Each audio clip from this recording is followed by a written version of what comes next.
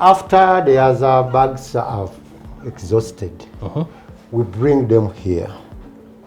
We mix them with water, with some cow dung, and then they start composting.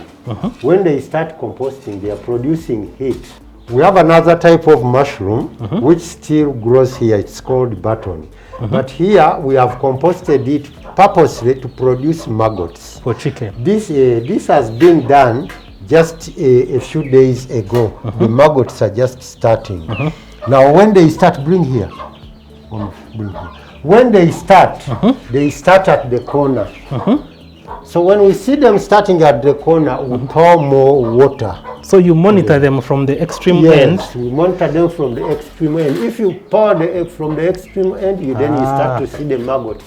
They are started.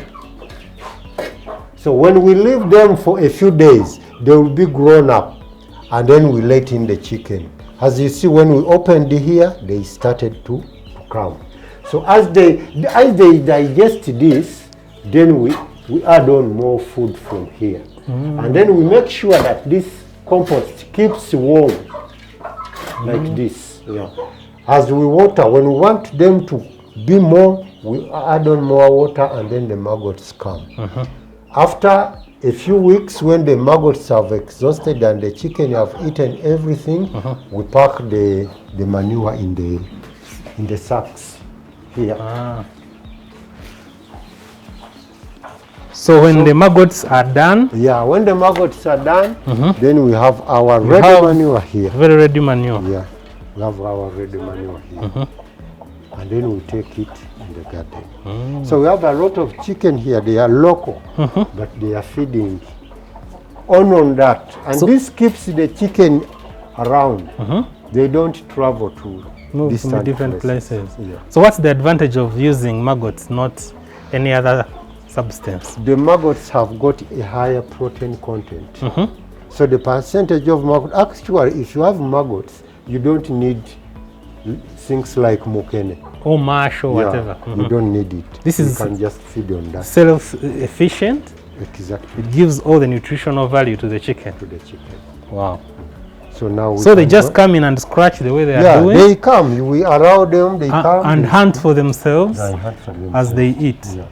And the moment we shall leave this place, they are just waiting outside to come in.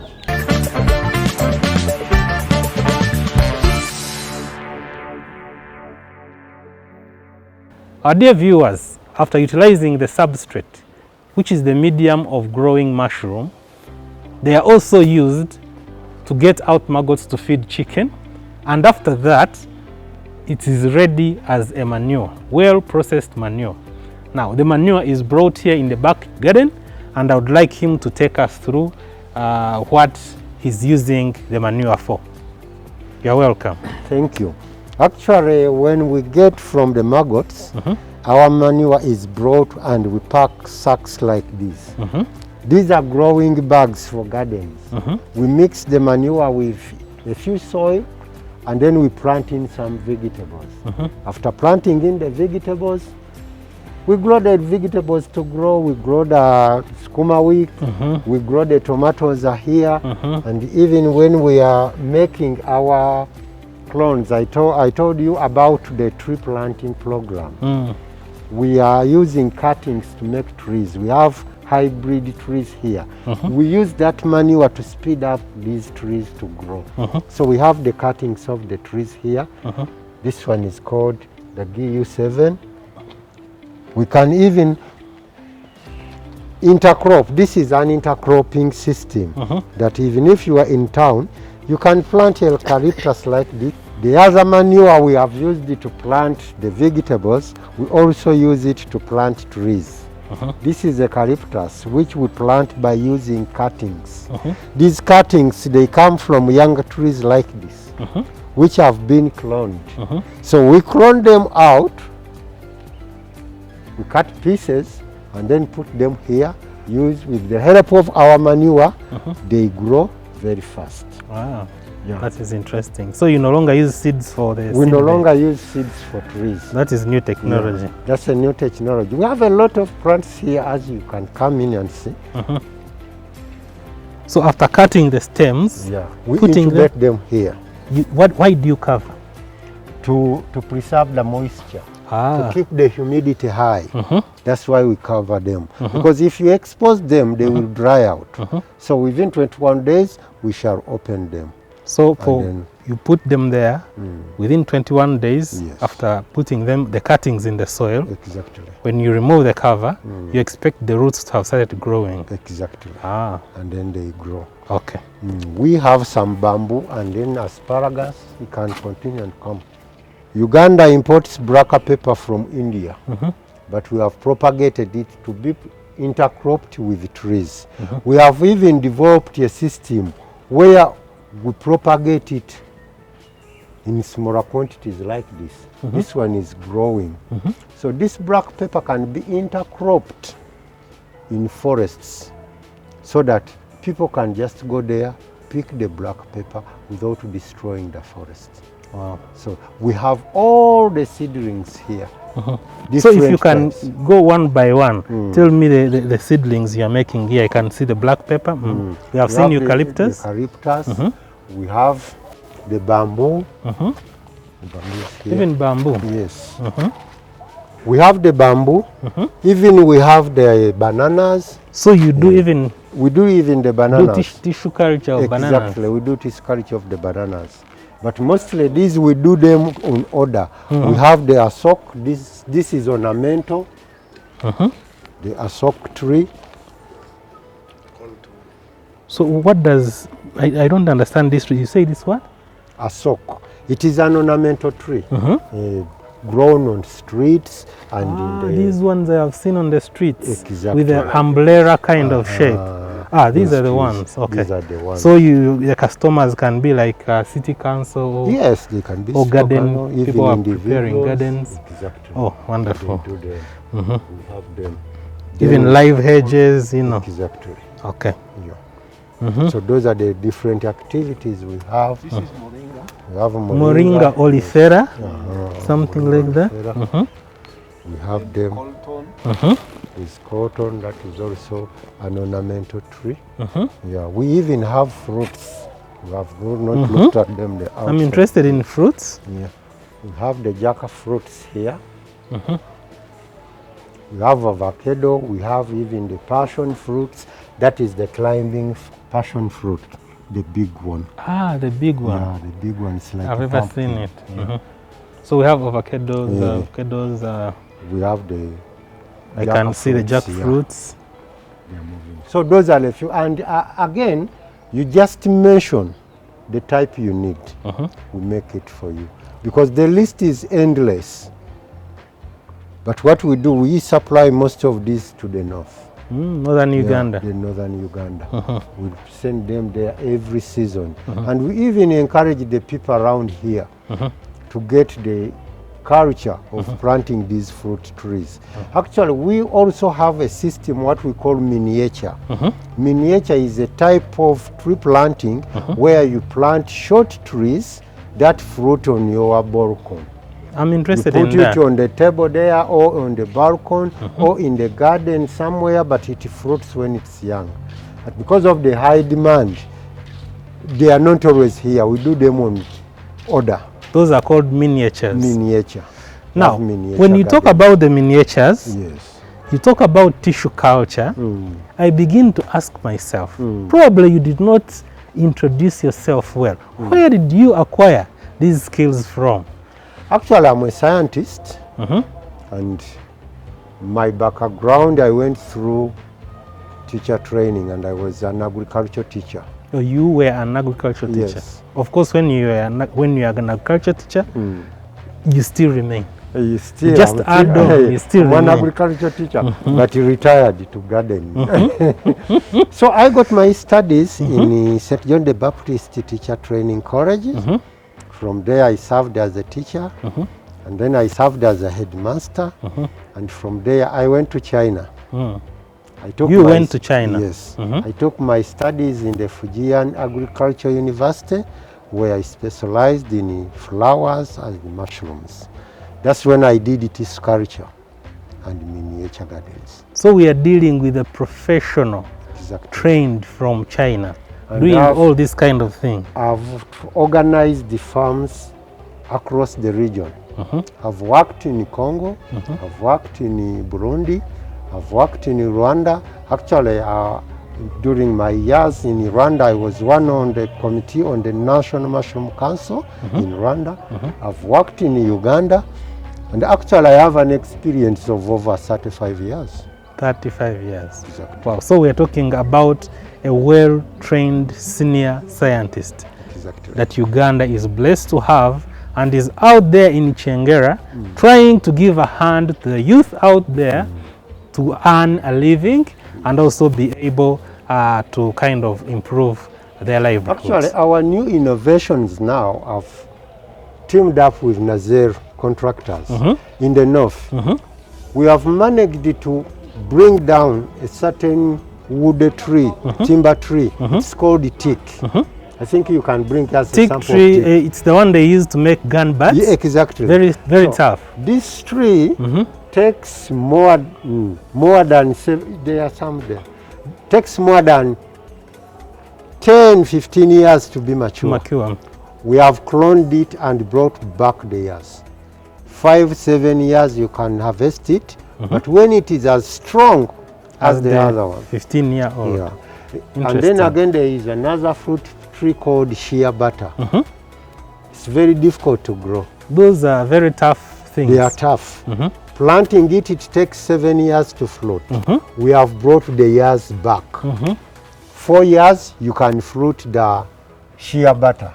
4 years? Yeah. You know, shea butter is becoming now. That is a miracle. Yeah. So this is teak. It is a foreign tree. They brought it here. It takes very long years to grow, but we have cultured it into the lab, and we have reduced the years. And we have supplied actually in the north. It is grown much in the north, especially in the Adjuman district. Yes. We have supplied cloned teak trees. So we are no longer waiting for 15 years. You can have it 7 years, well grown, but as hard as the other 15-year-old. Because the challenge has been when you tell people to invest in tree growing, this has been a big issue. Yes, sir. You grow a tree, if you are probably 60 years, you are likely to die before you even harvest. So people have not been taking it as a good venture. Now, when you reduce the period of growth from 15 for a teak tree now to 7 years, it gives someone hope that even if I'm a bit old, I can be there for 7 years and also enjoy the fruits. And I do believe that this is going to encourage people to grow trees because of the reduced time period of maturity. Actually, this is my appeal to people who are in my age, because I'm over 50. Don't say you are now retired, not able to grow trees. Just to grow trees. Next 5 years, you will be having very nice investment on the trees. This is going to bring a smile on the old people, old generation, because they know they can benefit out of their sweat. And even to the youth, we have brought an alternative for them. Don't think that 5-7 years are too long. You have something to intercrop in as you wait for the trees to come. Wow. And even the government, we appeal to the government and say that now the government, let it start allowing people to use forests friendly. We've seen the program on the fisheries where they allow people to use wetlands in a good way by keeping fish. So we appeal to the government to allow people to use forests in a friendly way by intercropping in asparagus, black pepper, mushrooms, so that we keep the environment as we benefit from it. So what do you say about the networking of National Forest Authority? Because in the forests of the government, I don't know if they are well aware that you can have the people who are surrounding. One way of protecting the forest is to have those people aware and also contribute towards the protection. Now, don't you think that if they allow the people around to grow mushroom there in the forest and black pepper and asparagus, it can probably help them to also benefit from the forest, but at the same time contribute towards the security? Exactly. Actually, when these people are allowed to use the forest in that manner, they will keep the forest intact. Yeah. We have already started this campaign. And actually, as we told you that we are working in Ajuman, this is one of the campaigns we are doing, so that we demonstrate. You know, you cannot start all over, but you can demonstrate it somewhere, and then it can be going on, replicated in different places. Oh, wonderful. So the campaign is on. Actually, even with the jackfruits, we have a system which we call aeration. You are no longer waiting for the jackfruit or the avocado to stay for 4 or 5 years to fruit. 3 years, it fruits. Actually, what I'm trying to say now, there is a difference between grafting and aeration. We can do grafting on avocado, mangoes, but we can also do what we call aeration. Aeration means we get the grown-up tree, put it down, and it grows. Grafting so meaning means flowering comes faster. faster. Just the next season it will flower. Wow. With grafting, you bring the younger plant and then you bring the older scion so that it is supported by the younger plant, and then it grows. So those are the differences. Oh, between so the technology is now advancing in as far as getting the fruits as fast as possible. Exactly. Wow. Actually, even by now, though our lab is still at a small scale, but we are doing this culture. We get the tissues from the older plant and we multiply countless number of plantlets. That's why one of my colleagues was saying that if you make an order, we will not tell you wait for so long. We will go in the lab, multiply the tree and give it to you. And remember, we don't change the tree. We keep exactly. So we are not growing GMOs. We don't modify them. We are just multiplying. So there's nothing like changing the genes of the plant? The genes, we don't change the genes. We don't mix, we don't breed. Because it is a main concern these days. We just multiply. That is wonderful. And we do it organically. We don't use any sophisticated chemicals that do this, we just multiply them. Ah, yes. Wonderful. If I may ask you, where do you see yourself in some few years to come? Or what are your future prospects? Well, our future prospect is to organize this place. We have a training center so that we have our youth coming in to train and go and demonstrate what we have done. Actually, we are looking at different districts having demonstrations of intercropped forests that are producing and the community are benefiting. Actually, we are seeing the next few years where the youth is no longer coming to buy a boda and start driving on the street, but very busy in the village. They are protecting the forest, but harvesting money from the forest. And we are looking at a industrialized mushroom industry where we are having different processed products and even for export to the region. Wonderful. So our dear viewers, we started with the mushrooms, but slowly as the byproducts, first of all, the byproducts that we use in growing mushrooms are crushed cobs. After that, we use the material to plant the mushrooms. From there, he took us through when you finish, when the mushroom growth is exhausted, you introduce it into a place and water it and produces maggots, which are used to rear, to feed to chicken. From that, the manure is fully formed, and now you come into the potting of different kind of species of plants. He has taken us all around, has shown us all the kind of technology they are using. It is amazing that you can find such highly trained technical people from even as far as training from China to be here at the grassroots, now building the capacity of young people and also giving a service which is eventually going to employ our young people out there or any other person who is interested and be able to earn a living. And I believe this is going to contribute to the poverty alleviation program that the government is putting across. And I believe once we all engage in one way or another, or probably allow them to supply you with the seedlings, which we can also have in our gardens, the fruits, the greens, and all the stuff, and then we shall be able to support them, and we shall also be able to benefit out of all this. I want to thank you so much. Keep watching.